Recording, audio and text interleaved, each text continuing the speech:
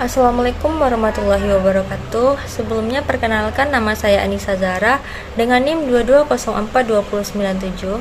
Pada kesempatan kali ini saya akan mempresentasikan materi 11 poin B, yaitu mengenai sosial media for government. Poin yang pertama, saya akan menjelaskan mengenai e-government di Indonesia. E-government merupakan sebuah hubungan timbal balik antara pemerintah sebagai penyelenggara otoritas negara dengan masyarakatnya. Tujuan adanya e-government ini adalah untuk mencapai keberhasilan dalam hubungan timbal balik yang saling memperkuat ataupun saling memperbaiki antara pemerintah dengan rakyat itu sendiri. Rakyat mempunyai harapan yang besar kepada pemerintah sebagai penyelenggara negara dalam hal memberikan pelayanan yang lebih maksimal dan lebih adil, berkat komunikasinya yang membaik dengan masyarakat. Dan dengan adanya e-government ini seharusnya menjadi jalan untuk memberikan kemudahan saluran untuk menyampaikan respon atas kualitas pelayanan yang diberikan. E-government ini merupakan suatu proses pemanfaatan teknologi informasi sebagai alat untuk membantu berjalannya sistem pemerintahan dengan lebih efisien. Dalam pelaksanaannya, e-government bukanlah pengganti cara pemerintah dalam berhubungan dengan masyarakat. Namun, masyarakat tentunya masih bisa berhubungan secara langsung dengan pemerintah seperti melalui telepon, untuk memperoleh pelayanan, pos-pos pelayanan, ataupun mengirim surat. Namun, e-government ini merupakan sebuah upaya dalam mengembangkan penyelenggaraan kepemerintahan dengan memanfaatkan teknologi dalam rangka untuk meningkatkan kualitas pelayanan publik secara efektif dan efisien. Poin yang kedua yaitu pemanfaatan media sosial dalam implementasi e-government. Berbicara mengenai media sosial, publik tidak hanya sekedar sebagai penerima informasi saja, namun juga dapat berperan sebagai sumber informasi, karena sosial media ini didesain agar penggunanya bisa berbagi informasi antara satu dengan yang lainnya.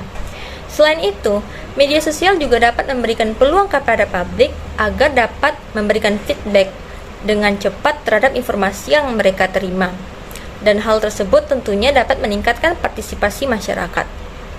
Poin yang ketiga yaitu jenis-jenis media sosial dalam implementasi e-government. Yang pertama itu ada yang dikenal dengan blog. Blog ini adalah bagian dari website yang isinya terstruktur dan umumnya berfokus pada topik tertentu. Penggunaan blog ini telah digunakan oleh banyak instansi pemerintah di website mereka masing-masing, dan biasanya blog instansi pemerintah ini memuat informasi kegiatan serta informasi lainnya terkait dengan instansi yang bersangkutan. Selanjutnya adalah Facebook. Facebook ini merupakan salah satu platform yang populer serta sering dimanfaatkan oleh pemerintah dalam implementasi e-government.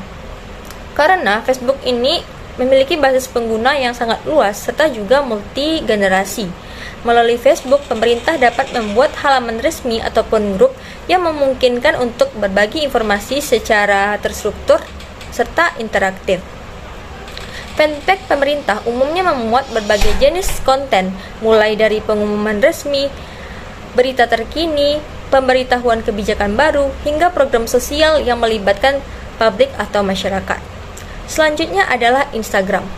Instagram sering digunakan oleh pemerintah dalam upaya menyampaikan informasi secara visual dan tentunya lebih menarik.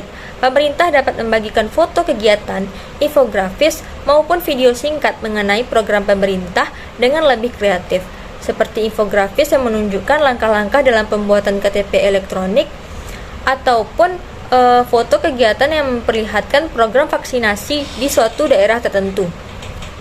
Tampilan visual tersebut memungkinkan masyarakat dapat menerima informasi dengan lebih mudah serta dapat lebih memudahkan masyarakat dalam memahami inti dari pesan yang disampaikan oleh pemerintah. Instagram ini juga dilengkapi dengan fitur Instagram Stories yang dapat digunakan untuk update harian yang sifatnya singkat. Meskipun singkat, namun Instagram Stories ini dapat dimanfaatkan oleh pemerintah untuk membagikan informasi acara yang sedang berlangsung ataupun update terbaru dari bencana alam di daerah tertentu. Instagram Stories ini juga dapat efektif dalam menyebarkan informasi sementara yang cepat. Selanjutnya, pemerintah juga dapat memanfaatkan fitur swipe up pada Stories untuk membagikan link langsung ke situs resmi atau portal layanan apabila masyarakat ingin tahu lebih lanjut. Selanjutnya adalah Twitter. Twitter ini sangat cocok digunakan untuk menyebarkan informasi singkat dan cepat yang sering diperlukan dalam implementasi e-government, khususnya dalam situasi darurat ataupun untuk informasi yang harus segera disebarkan. Atau akun resmi pemerintah sering memberikan update cepat seperti perubahan kebijakan darurat, peringatan bencana, serta klarifikasi mengenai berita hoax. Terdapat fitur retweet di Twitter yang memungkinkan penggunanya dapat membagikan ulang informasi yang diberikan oleh pemerintah. Dalam hal ini tentunya informasi yang diberikan oleh pemerintah dapat tersebar dengan lebih cepat serta dapat menjangkau lebih banyak masyarakat. Selanjutnya juga terdapat YouTube.